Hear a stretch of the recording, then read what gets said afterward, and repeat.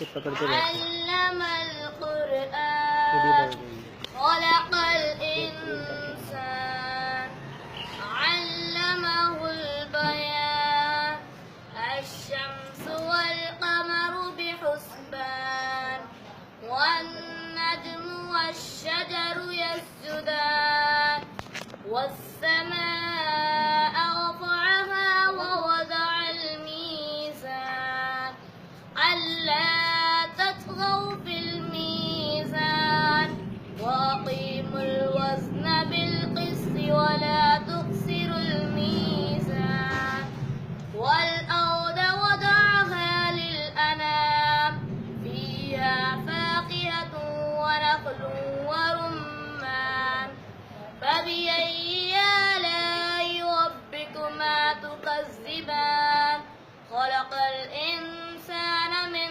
صلصال كالفخار وخلق الجن من مارج من نار فبأي آلاء ربكما تكذبان رب المشرقين ورب المغربين فبأي آلاء ربكما تكذبان مرج البحرين يلتقيان وبينهما برزخ لا يبغيان فبأي آلاء ربكما تكذبان يخرج منهما اللؤلؤ والمرجان فبأي آلاء ربكما تكذبان وله الجوار المنشآت في البحر كالأعلام فبأي آلاء ربكما تكذبان